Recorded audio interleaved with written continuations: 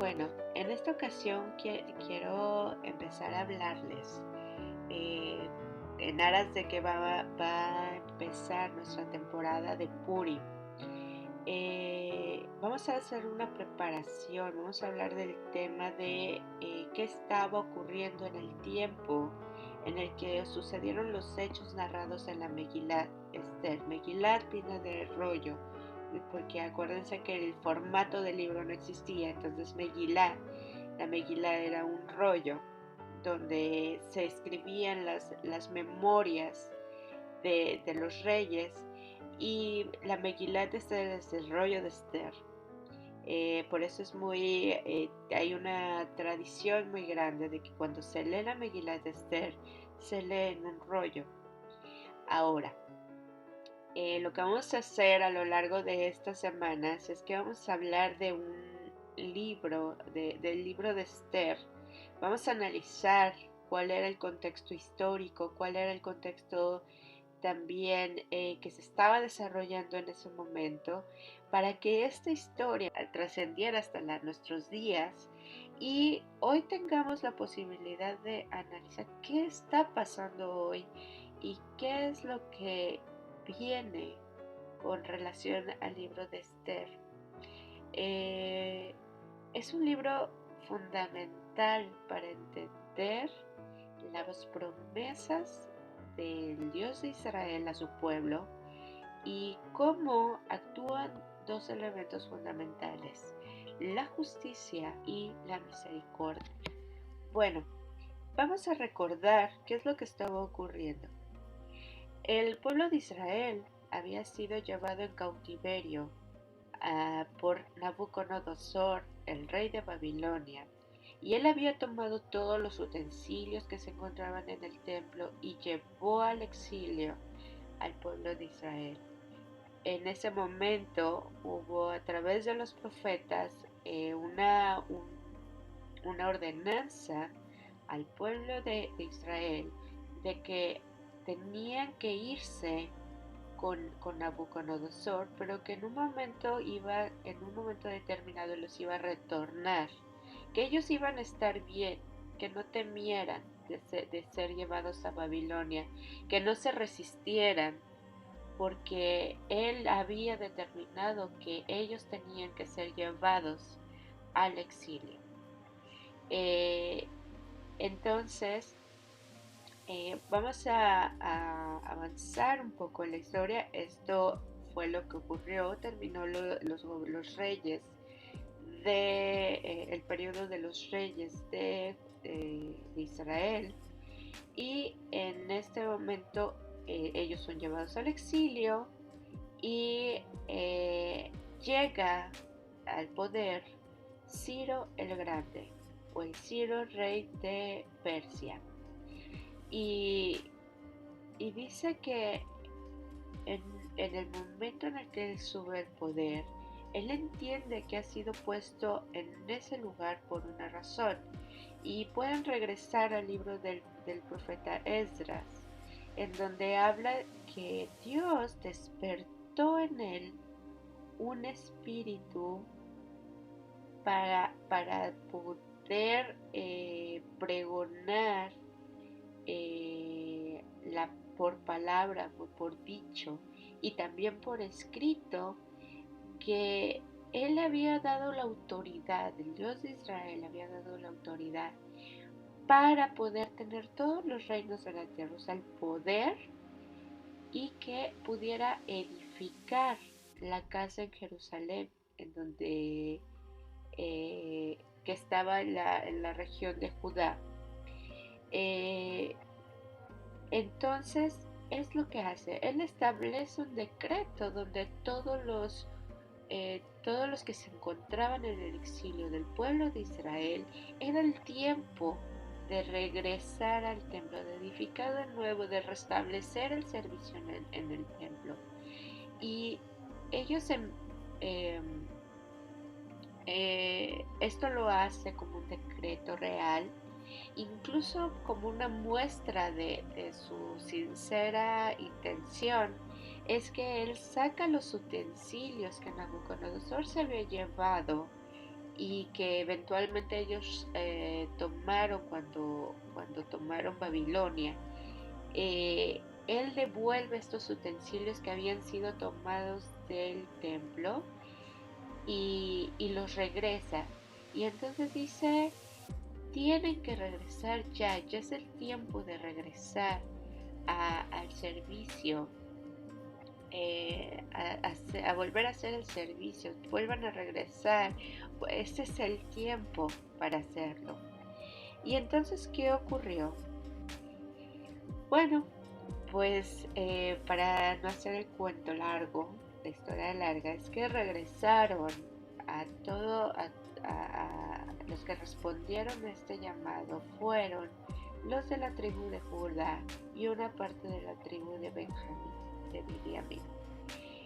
Básicamente lo que empezaron a hacer es hacer que el pueblo regresara en arrepentimiento, en Shuvah. Y fue lo que hicieron, intentaron hacer que todos retornaran porque ya era el tiempo de regresar. Y no obstante no regresaron todos, sino que muchos se quedaron en la ciudad donde se encontraban, ya tenían una vida hecha, porque ya o sea, ya no era que habían pasado un periodo de tiempo suficiente donde ya se habían establecido en otras ciudades, fuera de la región de Judea, fuera de donde se encontraban.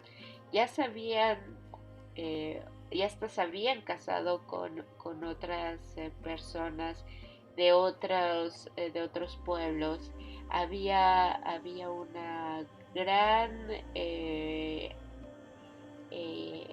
ya sabía una gran adaptación a lo que ya era su vida.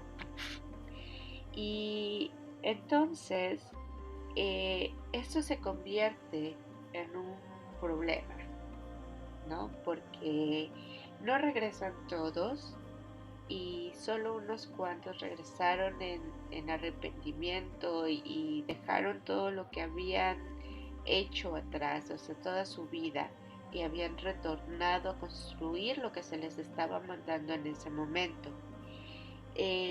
Nos da el profeta Esdras una serie de nombres de los que retornaron del exilio después de que Ciro levanta este decreto real y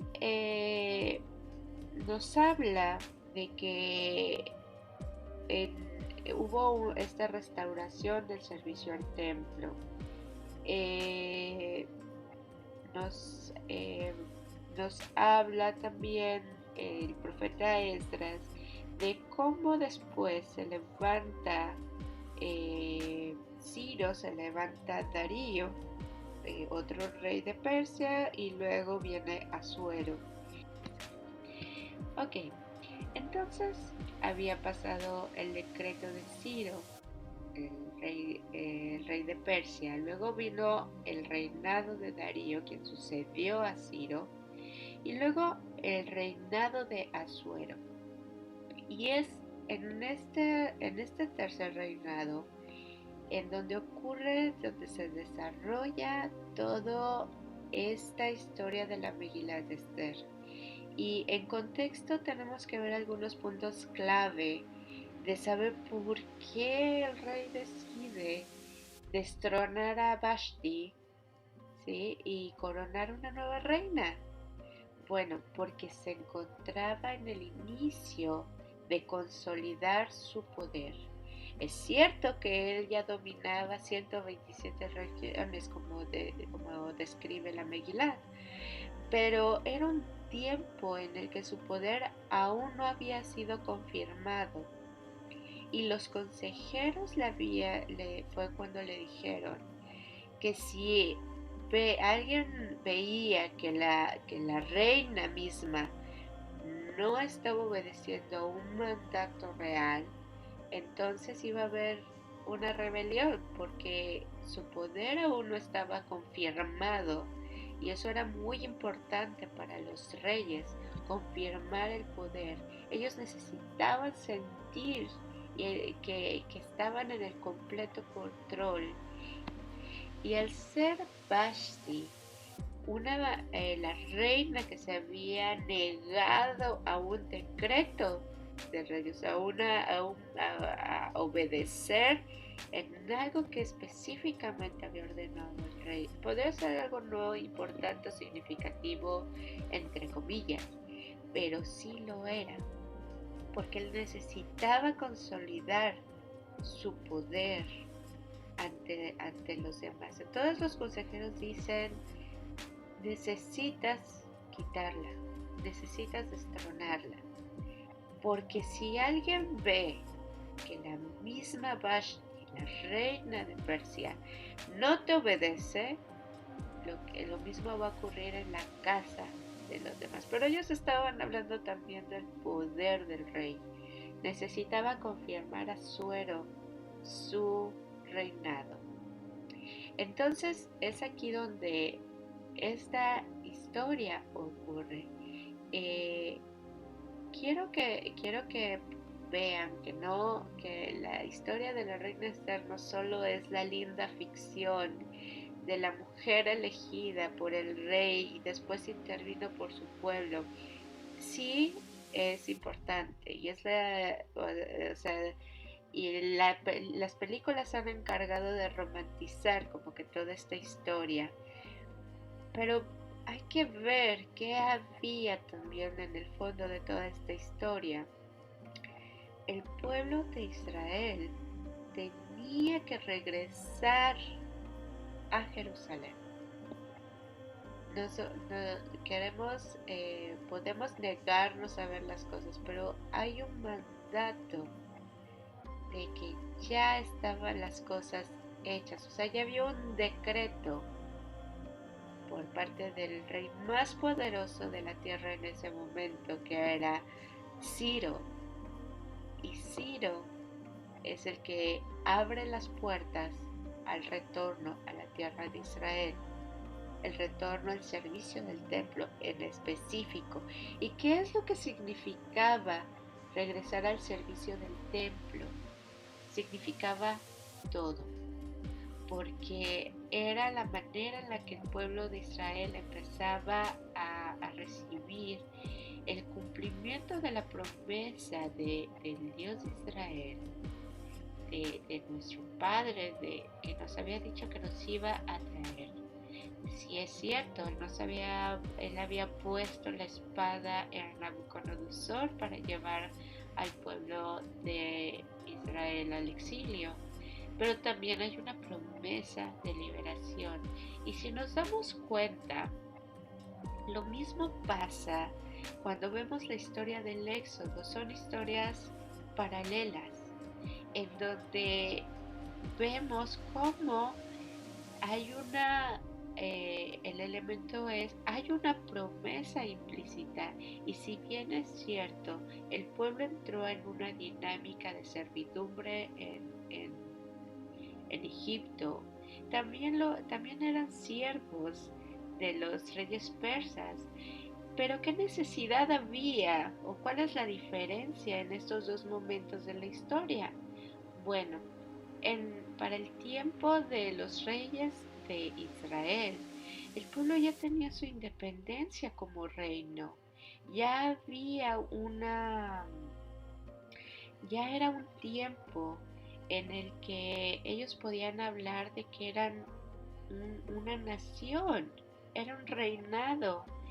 Y por la falta de obediencia de los reyes, por la falta de sabiduría del pueblo mismo, y del pueblo y del rey, ellos tuvieron que ser llevados al exilio.